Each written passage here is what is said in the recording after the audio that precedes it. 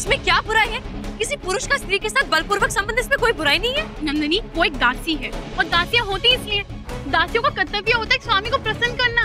तो तुम इतना क्रोधित क्यों हो रही हो? तुम एक राजकुमारी हो और तुम्हें अच्छे से पता है राजकुमारों को दासियों के साथ संबंध बनाना एक साधारण सी बात है। नहीं, ऐसा नहीं होता। राजा ऐसे नहीं होते। मैं एक राजा को जानती हूँ जो ऐसा कभी नहीं करेंगे। मेरे पिता महाराज, सारे राजाओं को मेरे पिता महाराज की तरह होना चाहिए, जो अपनी प्रजा की रक्षा करे, उनका सम्मान करे, विशेष रूप से सारी स्त्रियों का आदर करे, ना कि उसे किसी उपभोग की वस्तु समझे। राजा होने का ये अर्थ नहीं है विशाखा कि आप कुछ भी कर सके। राजा का पद किसी के भावनाओं के साथ खेलने के लिए नहीं होता है। किसी स्त्री का मन आप अपनी अच्छाइयों से भी जीत सकते हैं, ना कि अपने पद के प्रभाव से। राजा हो या कोई साधारण नागरिक, एक स्त्री की इच्छा विरुद्ध से हाथ लगाना दंडनीय अपराध होना चाहिए। अच्छा ठीक है, मान ली तेरी बात, पर क्या इस बात का कोई साक्ष्य है कि ये सब कुमार मलय केतु ने किया? क्या तुमने अपनी आंखों से देखा नंदिनी? नहीं किनारी, परंतु उस दासी की जो दशा थी उसकी आंख। अर्थात अपने पति से ज्यादा विश्वास तुम्हें इस दासी पर है। वो झूठ भी तो बोल सकती नंदिनी। नहीं, उसकी दशा बता रही। नंदिनी, तुम बहुत भोली हो। तुम इन दासियों के बारे में कुछ नहीं पता। ये आगे बढ़ने के लिए कुछ भी कर सकती है। सोचा होगा किसी महाराज के पुत्र को फंसाकर इनका जीवन बदल जाएगा, इसलिए उन्होंने ये सब। अच्छा बस नंदिनी, कल तुम्हारी सगाई, इन सब के बारे में सोचोगे तुम्हारे मुख पे तेज नहीं रहेगा। विश्राम कर लो। विश्वास रखो नंदिनी, मलय केतु निर्दोष है। वो दासी झूठ बोल रही है। नंदिनी, इस बात को यहीं दबा दे। और हाँ, ये बात इस कक्ष से बाहर नहीं जानी चाहिए, समझ गई?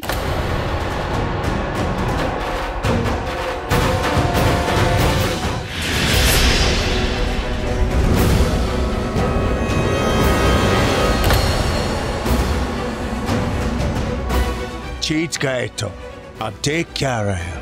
मार डालो मुझे। सैनिकों, इनके बैठने के लिए आसन लेकर आओ।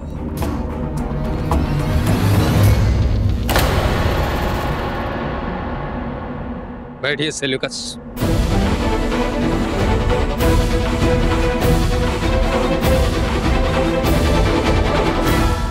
आप राजा हैं सेल्यूकस, और हम आपके साथ वैसा ही व्यवहार करना चाहते हैं जैसा एक राजा के साथ किया जाना चाहिए।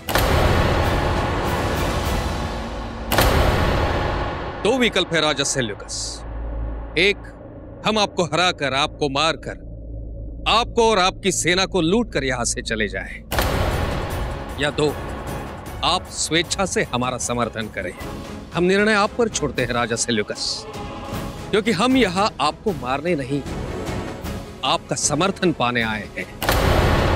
तो कहिए राजा सेल्यूकस, क्या आप हमारे साथ हैं? हमें शर्त मंजूर है।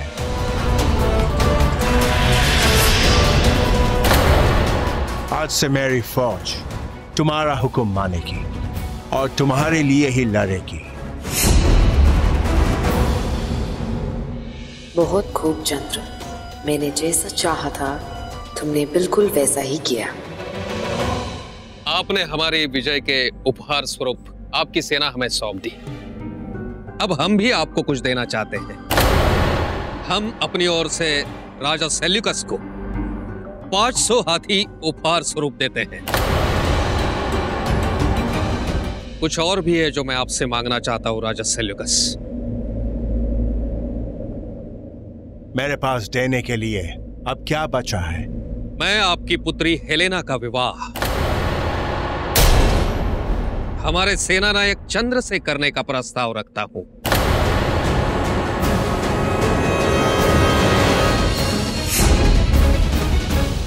नहीं, यह मुमकिन नहीं है। मुझे यह मंजूर नहीं। लेकिन मुझे मंजूर है।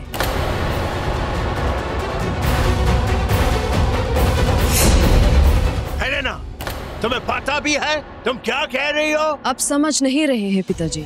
इन्होंने बहुत सोच समझकर ये प्रस्ताव रखा है और मैं चंद्र से विवाह करने के लिए तैयार हूँ।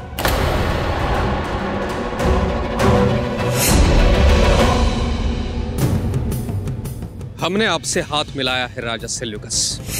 विश्वास रखिए, जो भी हो रहा है सबके भले के लिए ही हो रहा है।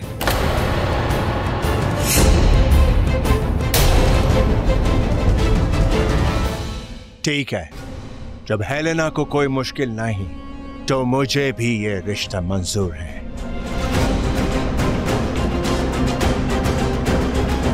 आपका चुनाव सही है, हम शीघ्र ही इन दोनों का विवाह भारतीय विधि विधान से करेंगे।